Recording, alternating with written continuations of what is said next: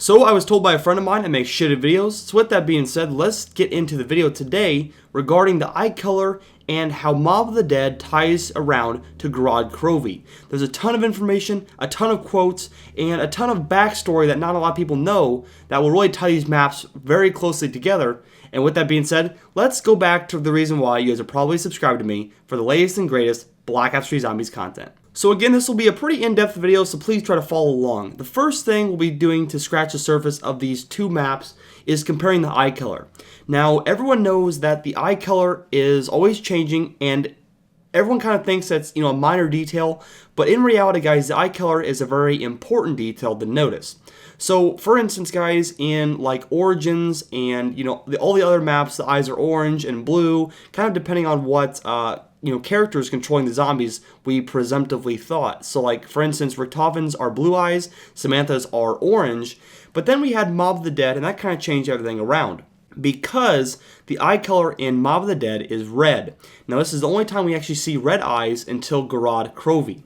So this is the first thing tying these two maps together. Keep in mind, guys, all of the eye color, like when Richtofen was taking over, was blue. When he takes over in Moon, like for instance, guys, once he does the Easter egg, the eyes turn blue. So it's kind of just an indicator that the eye color is a very important factor in zombies. The next thing, guys, I want to talk about, and I actually made a video about this in a separate video, is the fact that when we board the plane in Mob of the Dead, and we get onto Icarus, and we fly into the storm, there's a brief period where it kind of goes a flash of white, and then we hit the Golden Gate Bridge.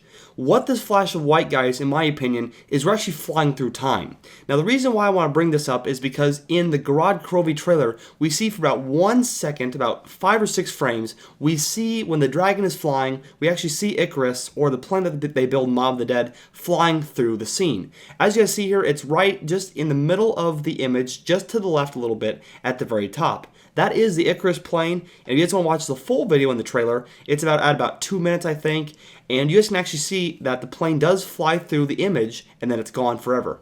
So the cool thing about this, guys, is that the zombies map, when the 115 teleporter in Darcy actually, teleported the people away and the time stopped, that's basically the start of everything, guys. That's where time is stopped, and that's where the time-space continuum thing kind of kicks in.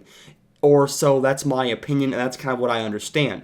In Mob of the Dead, it's kind of the same way. Time is frozen in a cycle, and they cannot break the cycle. So therefore, what I'm saying, guys, is each time we see the Mob of the Dead plane, like for instance, we see it in Shadows of Evil, we see it in the Giant that's crash landed, each single time, guys, is basically them escaping every single time.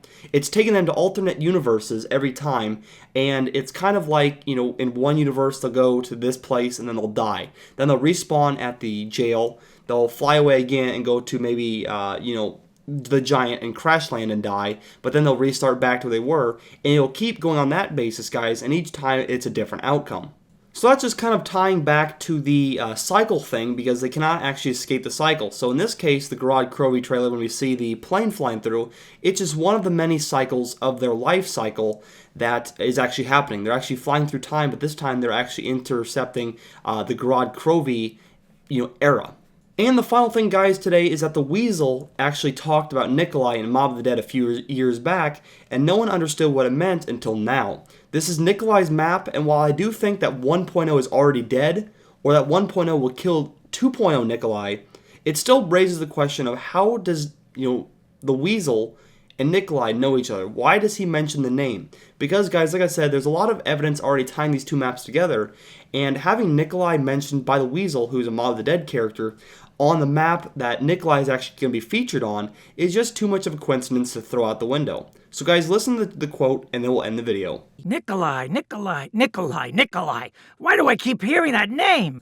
So without further ado, I want to end the video for today. There's not much else we can go off of, but I do believe that these maps are very closely related, and I do think that in DLC 4 we'll be seeing a return of the Mob of the Dead crew or something like that. There's actually a pretty neat quote in Mob of the Dead that no one's covered before, and it regards the house, and I have a pretty cool video coming, guys, soon about talking about the house and how everything will finally tie together.